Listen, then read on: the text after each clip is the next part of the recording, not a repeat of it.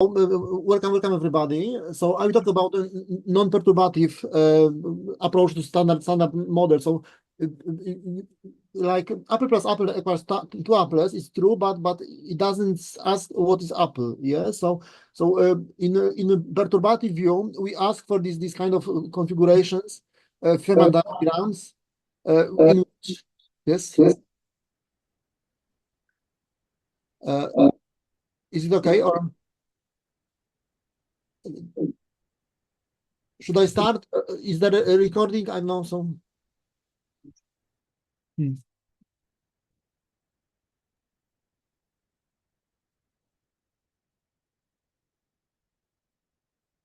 Should I start, continue, or is there anybody there?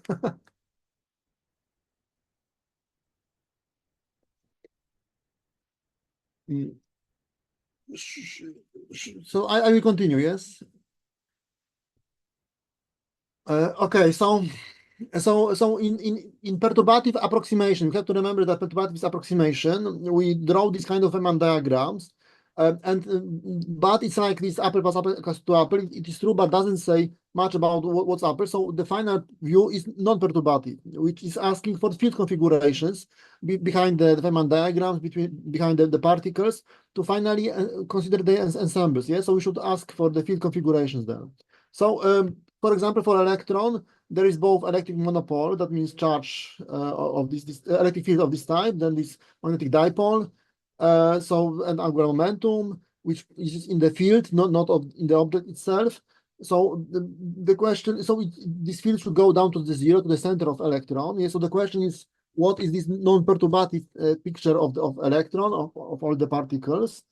So having such configuration, there is Gauss law, but the naive Gauss law allows to return any real charge, while in nature it should be an integer multiplicity of elementary charge. Yeah, so the question is how to repair this lack of charge quantization in the Gauss law. So that is the main point here. So the idea is that we take some deeper field and interpret its curvature as electric field, finally as dual F tensor. This way, the Gauss law counts the topological charge. Yes, so if we say that the electric field is in fact curvature, then this Gauss law, in fact, counts the Winnick number, which is topological charge. So this way, we get the built-in charge quantization into the Gauss law. Yes, so we repair this problem that naively the Gauss law allows to half electron, but in nature only entire electron. Yeah, so interpreting electric charge as topological charge by this interpretation of field curvature as electric field, we get it built in as topological charge. So finally, this is the Lagrangian. My candidate for Lagrangian I use. So it combines the model of Landau-Deschênes model in liquid crystals with the Skyrmion models. So this is term like in Skyrmion models, but also like in electromagnetism. Yeah? So this is electromagnetic like term. So it uses curvature. So our F tensor, in fact, is curvature of some deeper field. So the full curvature has 4 indexes. So this is a bit larger than electromagnetism. So in fact, I will try to convince you that this term will unify both electromagnetism and also Klein-Gordon-like equation for the quantum phase, for the twist. So here is our object.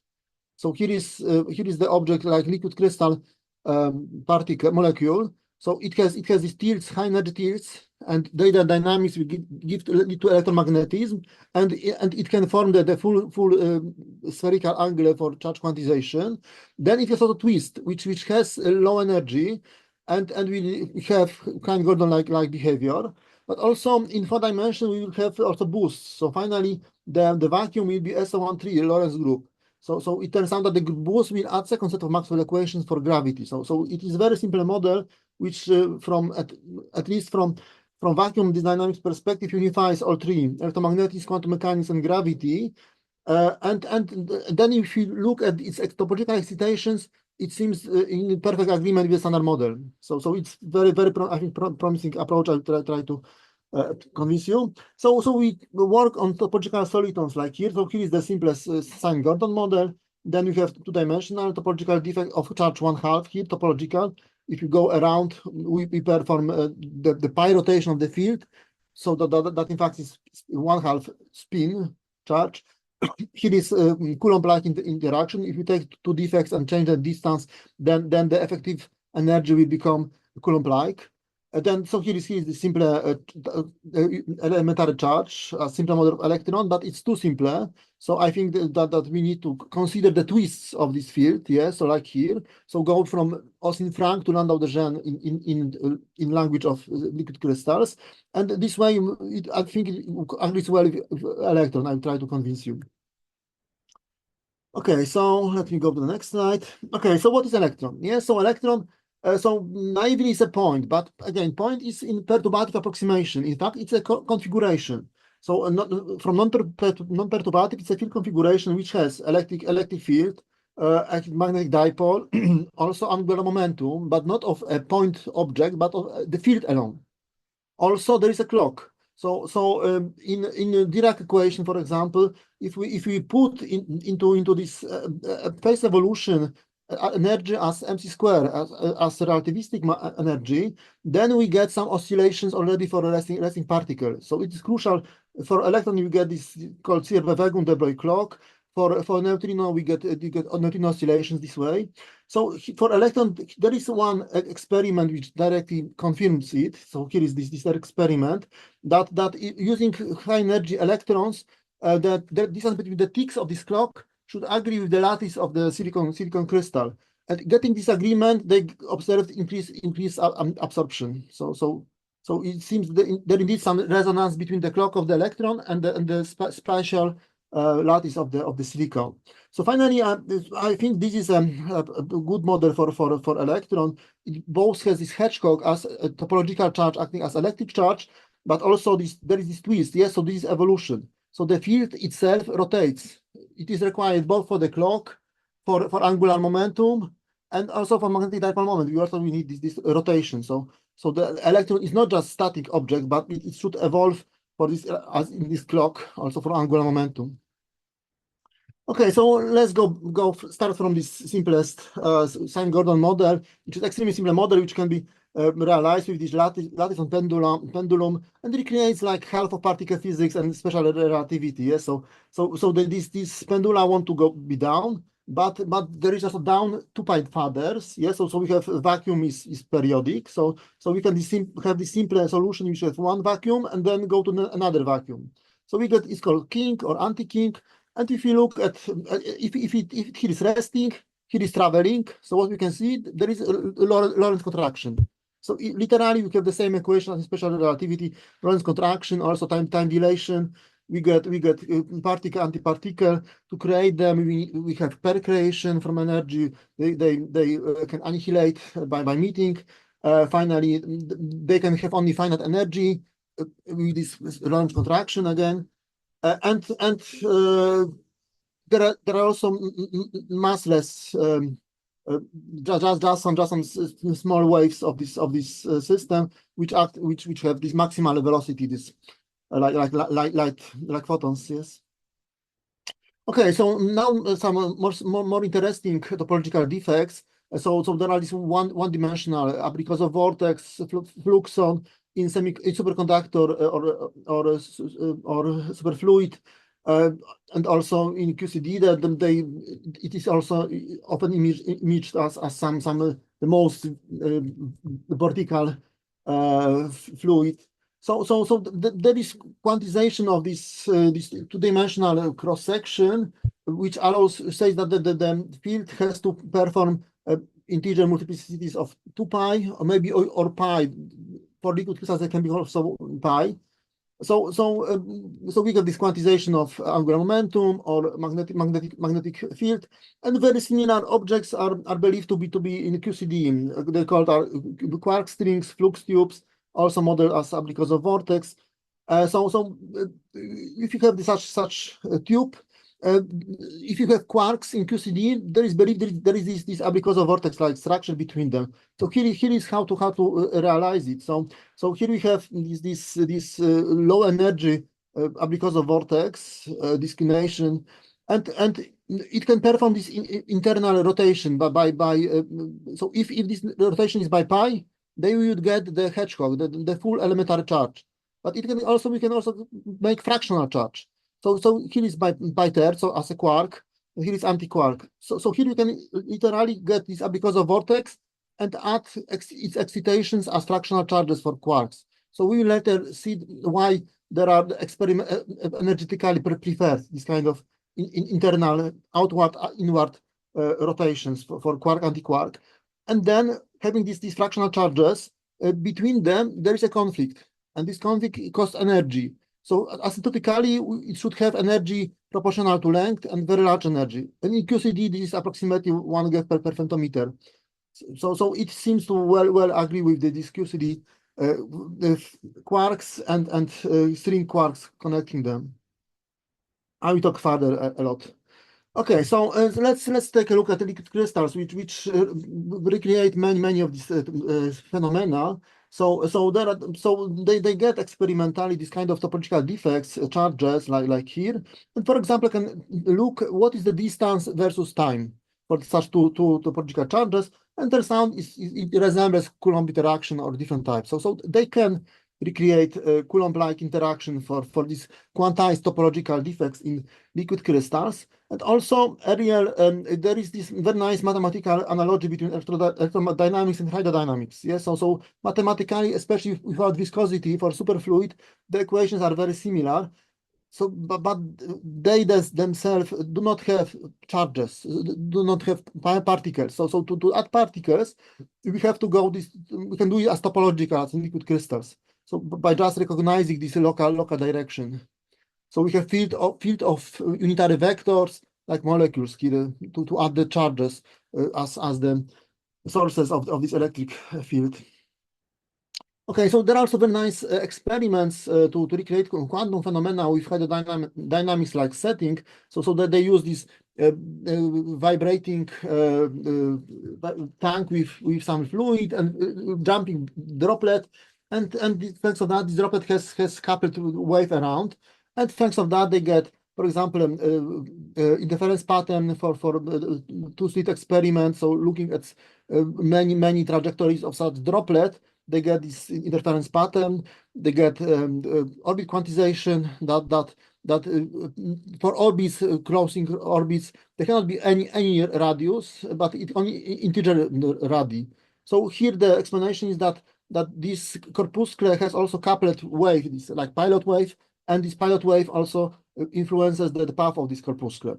Here, the intuition is that this coupled pilot wave has to become a standing wave. Yes, so kind of resonance condition which leads to orbit quantization, and even they get double quantization, both for the radius like this n in atomic physics, and for angular momentum. So a lot of quantum-like phenomena that are recreated for the last 20 years with these systems. Okay, so now I got to this liquid crystal like situation. So we start with the operation of electromagnetism, which has two problems. So one problem is that the point charge has infinite energy. Yeah, so we need to regularize the point charge. Another problem is that the Gauss law, the naive Gauss law can return any real charge, but in nature it should be integer multiplicity of elementary charge. So how to repair it? And as mentioned previously, to repair the second, we have the Gauss law, and we interpret it as this Gauss-Bonnet theorem, the topological version. It counts the Winning number of a vector field. So it has curvature.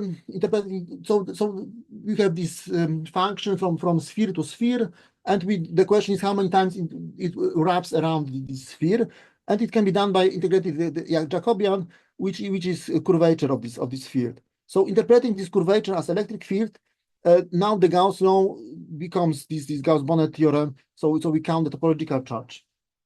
So this is reparation of this charge quantization.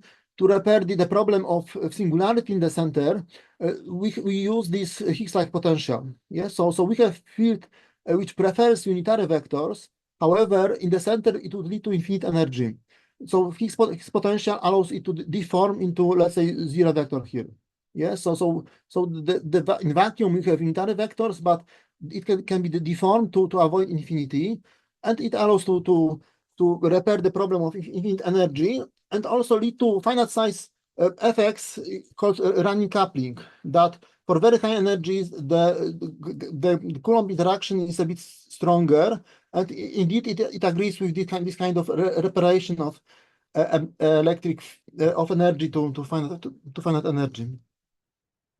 Okay, so then we go to this. We start recognizing this twist of this molecule, and for example, we get this quantum phase. We can get the clock of electron, and for example, we have three different axes. So we can have hedgehog with one of the three axes. So we get three types of hedgehog. So the same topological charge as electric, but different energy, different way to regularize the field. So we get kind of three leptons thanks of living in three dimensions. And also finally I said three neutrinos similarly. And then going to fourth dimension, we have also the fourth axis which has boosts, and which leads to the second set of Maxwell equations for gravity. Okay, so here is some brief philosophical picture that we have this kind of classical and quantum picture. So in classical we get a couple of oscillators, but you can also describe it kind of through normal modes, which becomes kind of unitary evolution. Then we get with crystals, and again we have phonons which behave both as just this kind of periodic oscillations, but also as particles. So the difficulty is going to continuous situation. So from one side, we have these very nice Kuder-like experiments. Then we finally get to varying number of particles. So standard way is this perturbative QFT, but this is approximation. This is perturbative approximation. We have to remember about it. To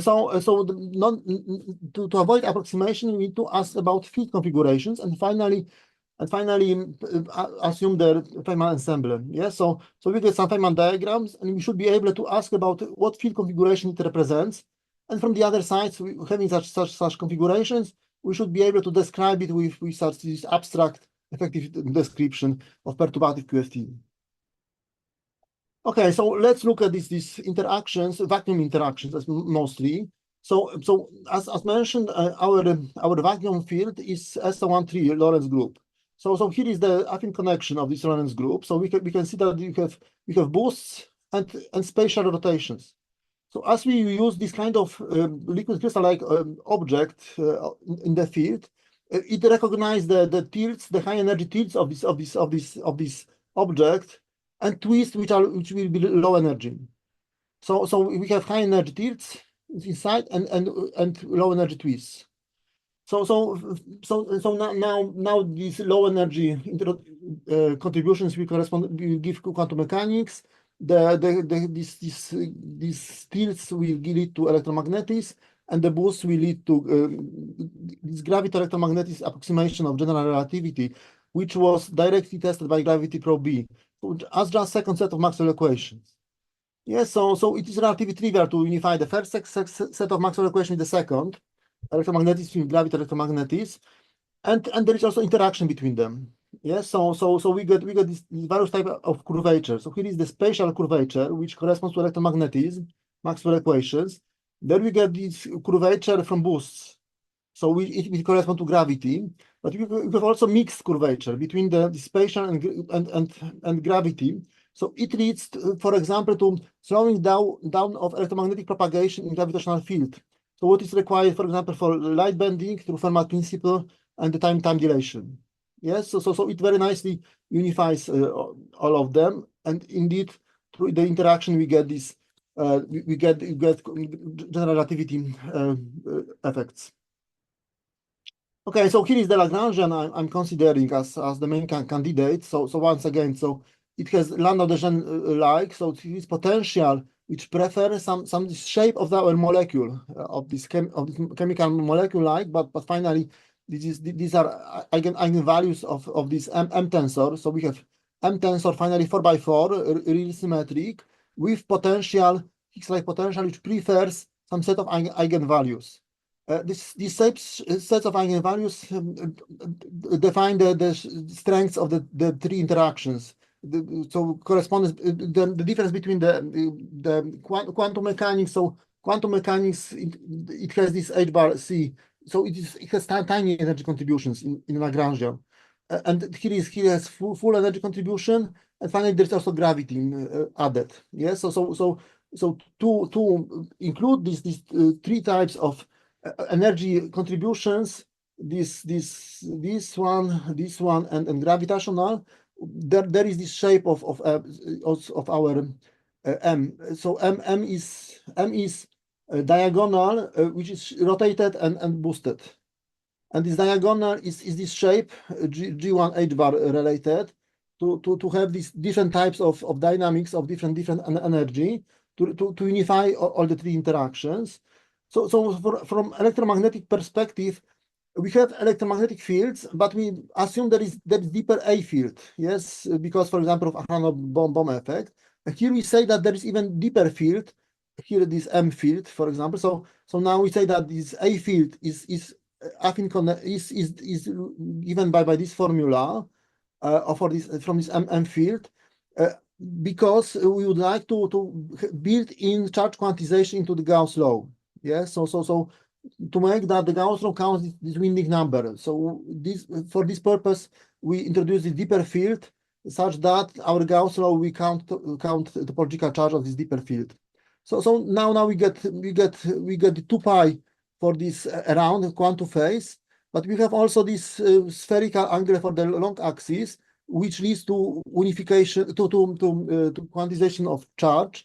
And for example, this momentum operator has derivative here for quantum phase, but also this A, in fact, here it also becomes the derivative for electromagnetics. So it very nicely unifies electromagnetics with quantum mechanics. The dynamics of S3 group. So then looking at this F mini, this generalized F tensor, electromagnetic F tensor, it has both these curvatures. So this is the curvature leading to electromagnetism, but also here is curvature leading to gravity, and here is the quantum mechanical like version of curvature. It has also mixed terms. So turns out that Hamiltonian have negative contributions. So this mixed term mixing electromagnetism with gravity, they have negative energy contributions, allowing to reduce energy by some field evolution in gravitational field. So this is exactly what we need for the clocks, for the electron clock and for neutrino oscillations. So this that in gravitational field there is preferred some field evolution. So this is very non-trivial thing, that because resting particle has field which already has tendency to rotate, yes, to evolve. So this kind of effect, this mixing between electromagnetism and gravity seems the reason for that. So both requiring some gravitational mass for particles and giving them the clock, that with this mass comes some periodic process, internal process of particle, the Zitterbewegung and the oscillations, for example.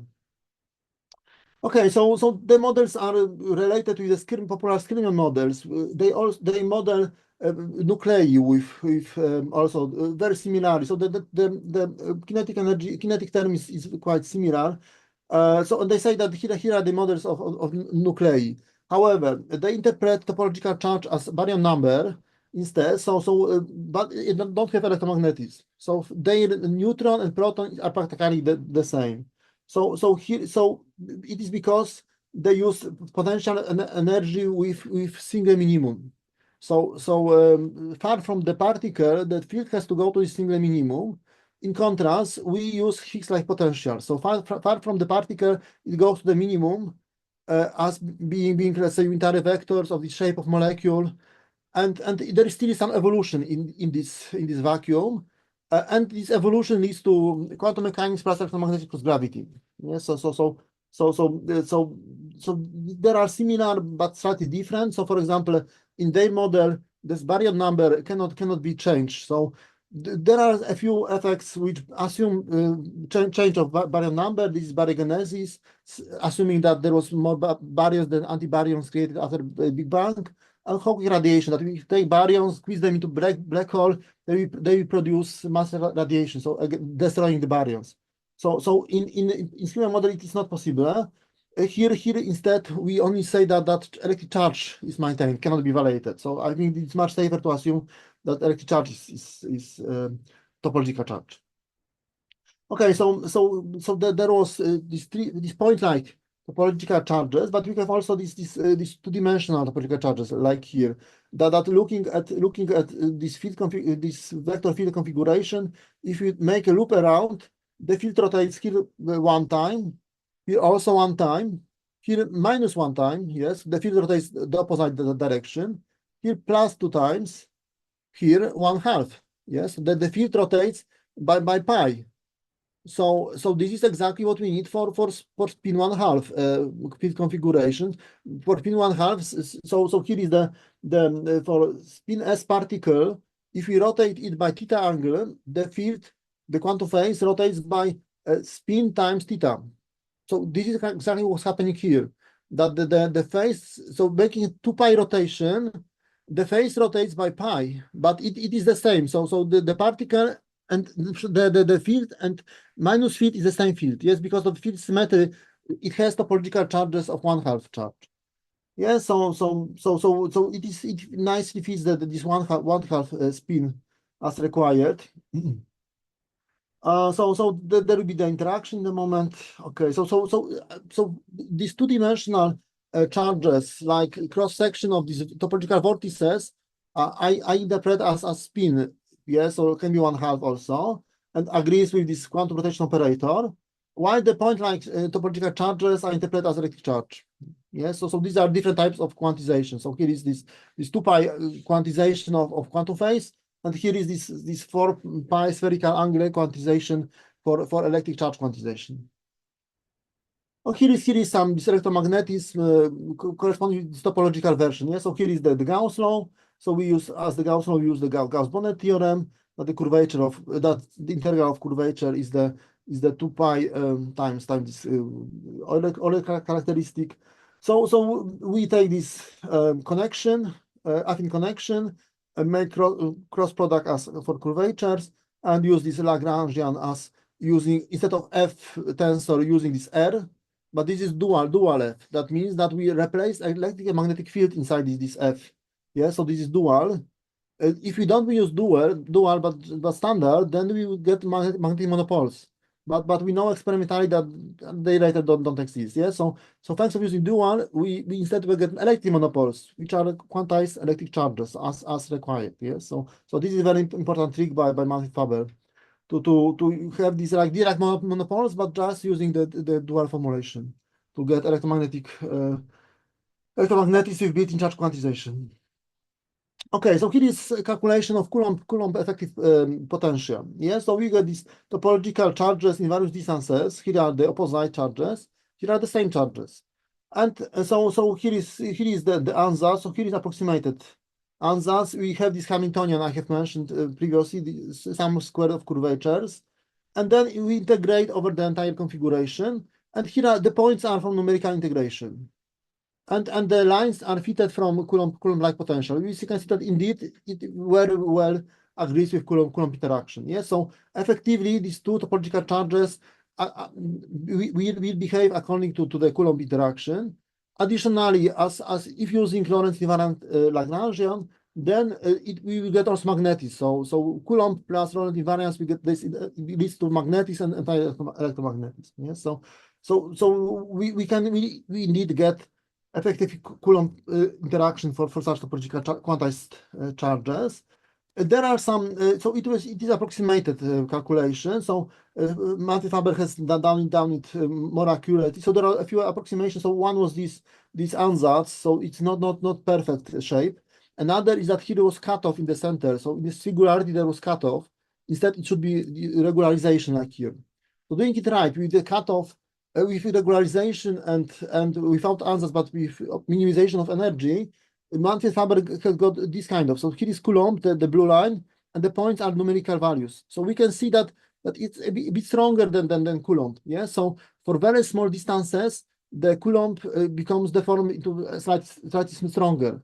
And do we know this kind of effect in nature? Yes, it fits well with the so-called running coupling effect. That for very high energy, that means small distances, the Coulomb interaction is a bit stronger. Yes, so we need this deformation to avoid infinite energy, that the electric yes, so like here, that energy of electric field alone does not exceed the mass of electron, and doing so, repairing it, we get indeed agreement with the running coupling effect. So here are it's very nice Faber article. So it's not perfect agreement, but it's qualitative now, so it needs definitely further work. But generally, there's the same behavior. So finally, what we can see that the electron is still point-like, but has electric charge slightly different than perfect point charge, because otherwise you have infinite energy from electric charge alone. Yes, so and doing so, repairing this infinite energy, we get the running coupling-like corrections to Coulomb interaction. Okay, so what about this? So there is the big now argument that electrons is perfect point. So again, once again, it is perfect point, but has electric charge slightly different than perfect point charge, not to exceed 511 keV with an energy of electric field alone. Yes, so we cannot field cannot be heavier than the particle, because this energy will be released in annihilation. So it cannot be heavier than 511 keV. So looking at experimental arguments, so there is the most important, the most known is this Delmet's d-factor argument. So what did Delmet do? So he has drawn 3 points: proton as made of three quarks, triton as made of three nucleons, and electron as made of 3 hypothetical partons. And here is the g-factor -2. Here is radius. So probably he has tried first to draw a line straight, but doing so, he would get negative radius for electron. So what he did, he extrapolated from two points with parabola. So if a student would do it, he will fail a test. But if Nobel Prize winner do it, yeah. So it is a nonsense argument. So we cannot extrapolate from 2 points with parabola. So the more serious arguments is this running coupling, that indeed having perfect point charges, we shouldn't have running coupling. So this is some deformation of Coulomb interaction, which is in agreement with this reparation of infinite energy. Another type of arguments is an electron positron scattering. So if here is for GEFs, so here's extremely high energies, and what we can see that there is a line here. So there are some resonance, but there's a line. If we take this line and extrapolate it to the resting electron plus positron, so here is for extremely high energy. So there are Lorentz contractants, but we are interested in size of resting electrons. So doing this extrapolation to the resting particles, we get approximately 100 millibars. That means 2 femtometers. So it is in agreement with what we need. We need this scale deformation of electric field of perfect point charge, not to exceed mass of electron with electric field alone. So everything seems to agree here. Okay, so let's go to further particles to QCD. Yes. So here you have this simpler model of charge, but finally we need this biaxial nematic that we recognize all T axes, so we can have Hedgehog with one first axis, second axis, or third axis. So we get 3 types of Hedgehog. They have the same electric charge as topological, but different realization. So there is a different type of regularization in the center happening. So they can have different mass. So hopefully it will agree with the 3 leptons. Also, there is this Haley-Bohr theorem that if trying to align the second axis here, we cannot do it. Yeah, so there is some additional conflict. So finally, we need also this kind of topological vortices going out here. So it's not avoidable, and it for example should be related with the magnetic dipole moment and the clocks. So okay, so now let's go to this vortex. Yeah, so we have this kind of vortex now for a quark string. So we have this. So here is full rotation for elementary charge, and here is fractional rotations. Yeah, so we perform a fraction of this full rotation, and so we get a fractional local fractional electric charges. So there is the conflict between them. So here is some problematic. If we have a Gauss law which cuts here, then there are some problems. So it can indeed the Gauss law count plus 1/3 to 2/3, but there is some additional singularity here, yes, and this singularity costs additional energy, and in QCD it should be approximately 1 GeV per femtometer. So it is both for confinement, not allowing quarks to escape, but also from asymptotic freedom. In very high energy, it is no longer important. So then the quarks can freely fly. Okay, so now let's look. So we can have the simplest configuration of this vertex loop, these quark strings, as closed loop, and there are two types of them, and they should be very light and very difficult to interact with. And so it seems to agree with neutrino. Yeah, so while photon cannot pass 1 centimeter of lead, neutrino can pass to the Earth. So it is much more stable configuration than just electromagnetic. So we need some stabilization mechanism, and topological might be in agreement. I will show further arguments later. So let me now try to convince that it should agree well with a neutrino. So I will show that in beta decay, indeed, this kind of configuration should be created. Then we need these oscillations. Yes. So here is there's one type of oscillation that we just rotate the field as is twisting in electron, and in this nomenclature it would turn neutrino, tau neutrino into muon neutrino. So it should dominate as the lowest energy, this twisting. And indeed, in the experiment, so this is from Wikipedia, indeed, there is dominating between muon and tau neutrino. Electron is very different. Also here, electron neutrino is very different. Okay, so we can ask about this chirality, why you have left, right-handed, and it seems to be connected with that antineutrino has the same gravitational mass, but reverse the spatial affine connection. So indeed there should be a reverse rotation. Another problem is the energy conservation. So if neutrinos have mass which lead to these oscillations, yes. So we need this was the motivation for neutrino masses because of the oscillations. The same mechanism as for electron clock, Zitterbewegung. So, but how different mass objects can rotate between? So it sounds like against energy conservations. So here you can save it because in fact here energy is proportional to length. Yes. So while changing this flavor, it could change also the length of this loop. So it can be saved here.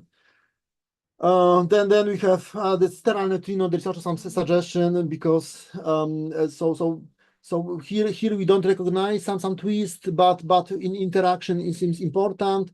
So the sterile neutrino could be internal state of just standard neutrino, which is less likely to interact with. So there is a lot of agreement with what they observed in physics using this interpretation of neutrino, which seems necessary, as I will explain in the future. Okay, so here are the simplex knots. I think there are in good agreement with baryons. Yeah, so we have one is this vortex, this quark string as abrikozo vortex, and the second as loop around. So what's happening there? So if looking at the cross section, this loop around and forces some deformation in the central vortex, and this is exactly this inward outward rotation we need in vortex to get the electric charge. Yes, so here we get the suggestion that the baryon itself requires some charge. So proton can just enclose this charge as a hedgehog, and neutron has to compensate it. And this compensation is costly energetically, so it can explain why neutron is heavier, because it needs to compensate this charge required by baryon itself. Yes, so here we would have this neutron proton as these two types of basic knots. I will explain further more motivation, obviously. Okay, so here are some charge distribution of neutron proton based on experiments, and indeed neutron should have positive core, negative shell, and it has positive core, negative shell. Yes. Also for proton it should have. It is a bit wider distribution than of electron. So the Curie quarks should be very close together, but it's not perfect point. It should be wider.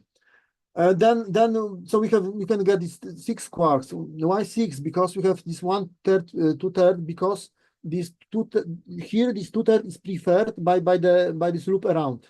Yeah, so loop around wants 2/3. We found loop. We have 1/3 to compensate this 2/3. Yeah, so we get this 2 times 3 quark-like configurations. I think yes. If somebody would like to ask, please unmute. But I have 15 minutes and I have a lot to talk. So maybe let's take the questions to the end. Yes. So I cannot hear you for asking. Okay. So let me continue and let's make the questions at the end.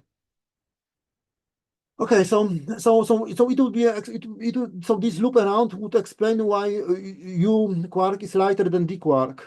Yes, because this loop around enforces this charge configuration side. Also, you have these two matrices, these mixed matrices. Here is CKM between quarks, and here is this PNMS between neutrinos. So we can see that between quarks, it's much more difficult to rotate, yes, and between neutrinos, it's very easy. So why here? Because neutrino is simpler loop. It's easy to rotate field here, but here is the stabilization by this loop around. It's much more difficult to rotate of this field. Yes, so I would say that it's much more diagonal because of the loop around, which constraint makes it more difficult to rotate the field. Okay, so let's look further at this model of proton, neutron, deuteron. So here are some articles claiming that from experiments neutrons should have positive core, negative shell, as here. Then going to deuteron, so here both baryons require charge, and so now they share a single charge to save some energy. Yeah, so both need it, so they can share one charge between two of them. So we can see this is symmetric. It is plus minus plus type charge configuration. That means it has electric quadrupole moment. And experimentally, also deuteron has electric quadrupole moment, but it's very non-trivial. If you think about proton plus neutron, it shouldn't have electric quadrupole moment, but experimentally, and here it has. So you can see that combining nucleons into nuclei, there should be a deformation of quark structure. And it is known as EMC effect. I will talk later about. So it is known that indeed building nuclei, there is some deformation of quark structure inside. So I talk further.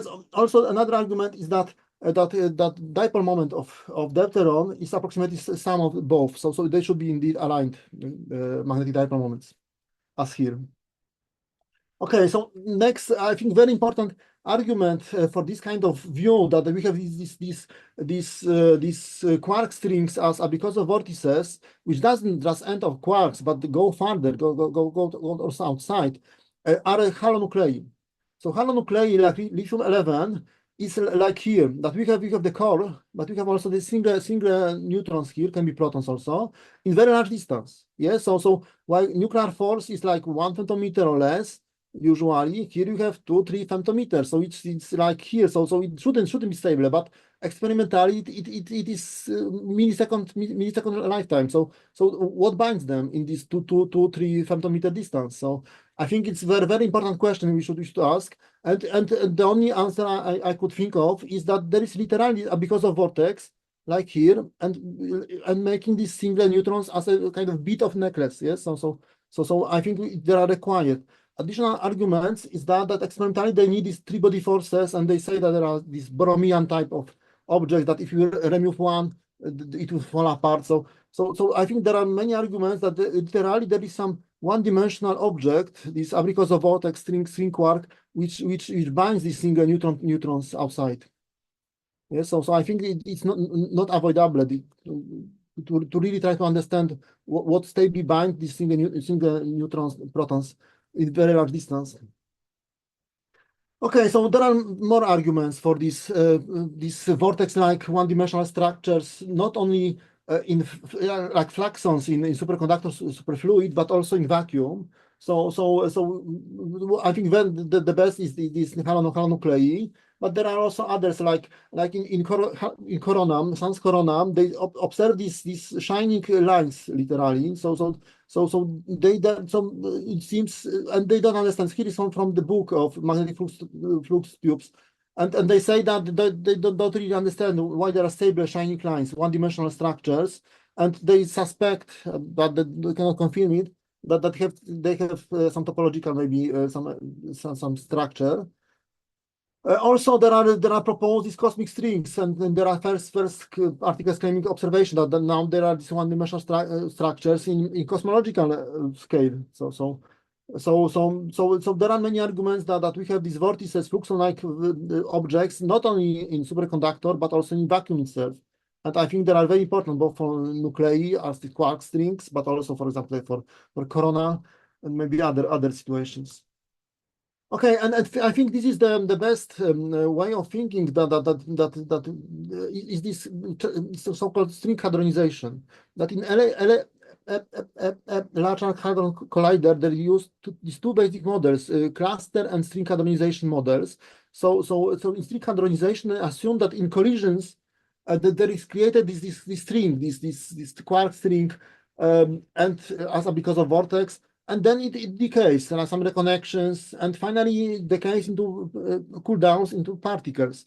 So having this view, this very popular in LHC view, we just need to compare what such topological string can decay into and what they observe in LHC. And doing such comparison, there is not much freedom. Yeah. So first of all, there can be made these simple loops. It's hard to avoid them. And I think the only particle that they could agree with are neutrinos, very light, stable. Then statistically, such loop could have twist inside, like this Mobius twist. Yes, so looking at what they observe, the pions count seems in good agreement. So pions as single twist counts as double twist. And so this way suggests to interpret this internal twist as strangeness. And it seems to agree well with decay of strange baryons. Yes, so strange baryons can reduce strangeness by 1 using pion, or by 2 using crown. And this is like here, that we have internal vortex here plus twist around, and it releases part of this twist as pion or more by crown.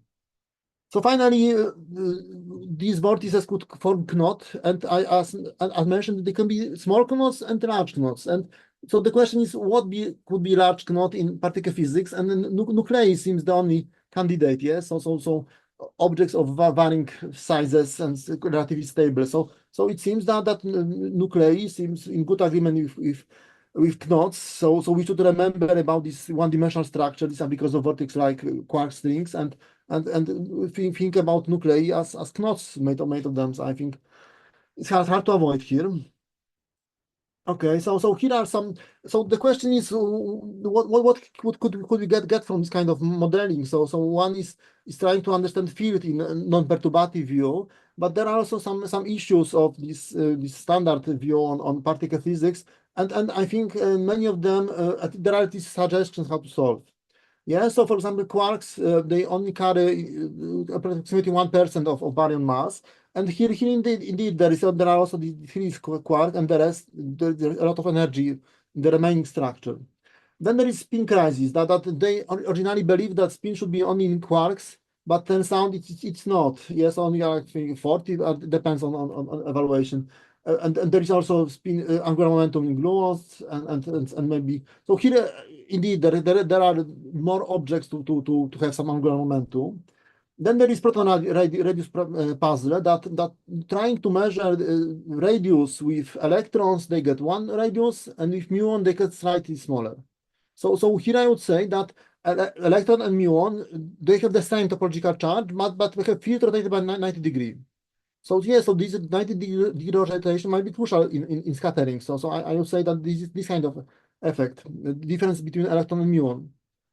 Then there is neutron lifetime puzzle that cold bottle neutrons have a shorter lifetime, but hot beam neutrons have a longer lifetime. So the answer seems that this hot has to excite, has to release some of energy, has to cool down.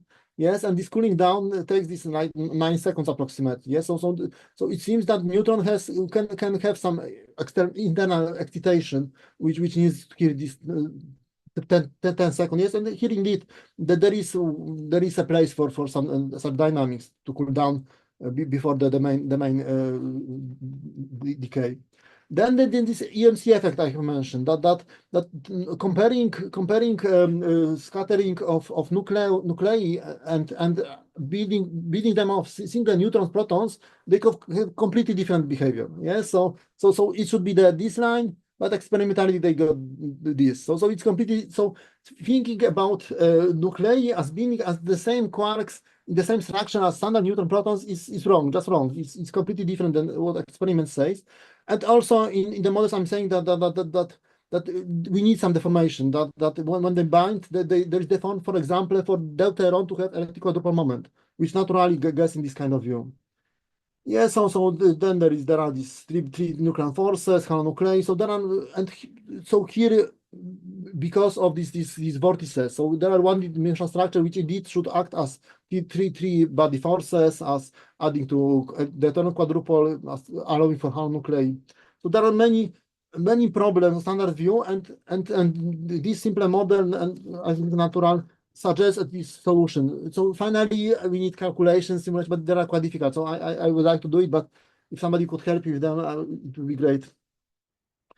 Okay, so maybe so here is the summary of this particle view, and another is this use this beta decay. I have mentioned that indeed there should be some shift, and there should be some neutrino production and electron, and what is also very important, that beta decay has continuous spectrum. Yes, so here indeed there is some randomness, how much energy will go to this electron and how much to this neutrino. Okay, so maybe okay, so some standard models of liquid crystals, Austin-Frank for these point particles. So here with this Higgs potential, then there is Landau de Gennes. I based on, so here is the potential they use. So it might be right, but this is the difficult question. What is the exact potential should we use here to prefer some set of eigenvalues of this M10s of this shape of our molecule. And here is the standard kinetic potential. So here we need to replace it with Skyrmion-like, like this one. Yes. So we take Landau de Gennes basically, and use, instead of they use free energy and we use Lagrangian, it should be Lorentz invariant. So we need to replace this term into Skyrmion-like. So this term, so curvature squared terms. Okay, so what this once again, yes, so here we have this Lagrangian for F being a curvature, weighted curvature with this three constants of the model, which correspond to the differences between energy scales of quantum mechanics, electromagnetism, and gravity. And here is this F finally found, and we have this F. Here is this spatial curvature, which is electromagnetism, gravity, and quantum mechanics. Here is their interaction, for example, for this slowing down of electromagnetic propagation, for in gravitational field, for time dilation, and for Fermat principle light bending, and also for clock. It has negative energy term, so it prefers some rotation in gravitational field. So should hopefully well agree with electrons clock and neutrino oscillations, for example. Here is this unification once again. So we have 2 pi quantization of quantum phase, for example, leading to this quantized because of vortices, magnetic field, angular momentum. But we have also this quantization of this long axis, which can perform the full spherical angle, now leading to quantization to point topological charges as electric charges. Yes, so quantized electromagnetic charge quantization. So it unifies both. So this A here is also derivative as for phase. Also, here is this unification of gravity. So first I started with SO4. Now then I go to SO13, differing by this sign here. I think there should be boosts finally for each process. So here we get this interaction between electromagnetism, gravity, and the interaction. Okay, so here is the here is some unification, some coefficients. Okay, so maybe let me skip some. Okay, and so here is some calculations. So I have a lot of them in Mathematica. So generally I do it for 15 years, kind of, but so it's very slow as one of many projects. So here is finding the Maxwell-like equations. And finally getting also for phase getting Klein-Gordon-like equation automatically from this Euler-Lagrange from the previous Lagrangian. So here we can perform some Hedgecock ansatz, getting this Klein-Gordon-like equation. So finally for gravity, so now here the electromagnetism is put to 0, and we get the similar Maxwell-like equation for gravity. And but there are some problems with gravity I have to resolve still, but I think that this clock is also crucial for gravity. So finally here is this Lagrangian once again. So having this Lagrangian like electromagnetism, but with 4 indexes. So now this F is curvature weighted with the shape of our molecule for different types of electromagnetism, quantum mechanics, and gravity for different energy scales. So while doing it for 2 indexes, we get only positive signs. Doing it for 4 indexes, we only change 2 signs. So we get still negative. So we get Hamiltonian here with negative energy contributions. Yeah. So also in Dirac equation, we also have negative energy of particles. So if including the signature of space-time, it is difficult to avoid negative energy terms in Hamiltonian. And turns out they are exactly what we need. That there is preferred rotation of field rotation in gravitational field. Yes, so it allows to reduce literally energy, but not too much. So yes, so it cannot be too quick rotation. Yes, so it seems exactly what we need for this electron clock and neutrino oscillations. But here is the last slide. I have 1 minute left. Okay, so the summary. So here is the standard model. Yes, looks. So it sounds like epicycles. Yes, so it was smaller in the past, but then there was some disagreement, and they have added new terms and so on and so on. So probably it can be always true as if there is some disagreement, they can add more terms and so on. But generally maybe you can do it simpler. So what would be simpler? So from one side, it should be seen as kind of tailored expansion of some simpler model. Yes, so the question is where to search for it. And here is the approach I'm talking about. So this is quite physical. It's liquid crystal. So it is observed and very simple Lagrangian, which is screaming like Lagrangian, like electromagnetism, extending electromagnetism with quantum mechanics and gravity. And it brings like automatically very simple model. It brings like entire standard model and unification. So it looks very extremely optimistic, and hopefully effectively it will be described by this kind of standard model like equation. So I'm working, but yeah, it's quite difficult, and so I'm inviting for collaboration. Somebody would like to help with, especially with simulation of this model. Okay, thank you very much for attention. Okay, thank you very much for a very inspirative talk. I guess we have a kind of questions from the audience. Sure. Welcome. Yeah, who has a question? I have a question. Hello? Hi, hello, Gash. Hello, do you hear me? Yes. Hi. And Jarek, thank you very much for your very inspiring talk and very interesting talk. And I only have a digression. I am not, of course, any specialist of physics of high energy, but I have reminded to myself that's about some 2 papers of Polish physicist Professor Arkadiusz Góral.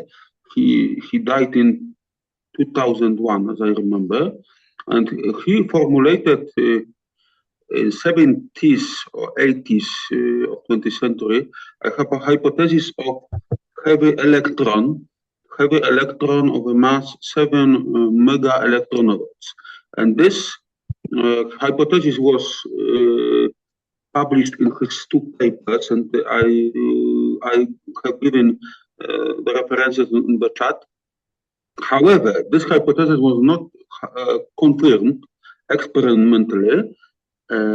However, although this can be interesting to check this hypothesis from the viewpoint of topology.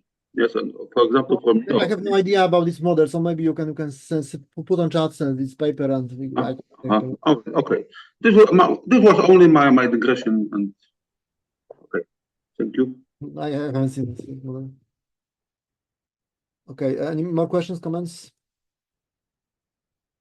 Yeah, so do you have any more questions or comments? Maybe I have a short question. So in comparison, because for me it's kind of well known how to assign concept of master vortex in a superconductor. So it's a kind of more emerging of particle from a vacuum. It's a superconductor in that sense. But in relation to, so if you would take we want to take a message from your presentation. So which, in 2-3 sentences, which sections of currently standard model are missing? What needs to be replaced? Which concept is more fundamental than it is already used? So the standard model we are using is perturbative approximation. Yes, the Feynman diagrams. So this is by definition is approximation. More fundamental is non-perturbative, and there are approaches like lattice QCD to try to understand protons, baryons generally, yes, with non-perturbative. But finally, we should ask for all the particles. Yes, so this is asking for non-perturbative view of an electron. Literally, the most of this picture. Yes, so this is very valid question. Yes, like here, that we should have a field configuration which has all these properties: electric charge, magnetic dipole moment, angular momentum, some oscillations, and having such model of electron as not model field configuration, non-perturbative field configuration of electron. Finally, you should use the Feynman ensembles. So this is a question of non-perturbative view of electron. So this is not different from standard model. So I hope. So the goal is to make such non-perturbative picture in agreement with perturbative description of standard model. Yes. So it's not supposed to be different. It's supposed to be in agreement with standard model. But you are using a kind of quasi-classical approach to quantum mechanics in a way. Can you? So in non-perturbative QFT, you have Feynman ensemble of field configurations. So I'm asking for such single field configuration, and then we should consider the Feynman ensembles. So this is standard non-perturbative QFT. Okay, thank you for your answer. So is there any more questions or comments? So let us thank the speaker again. Thank you. Okay, so next speaker is Dr. Stanley from the University of National Commission in Krakow, right?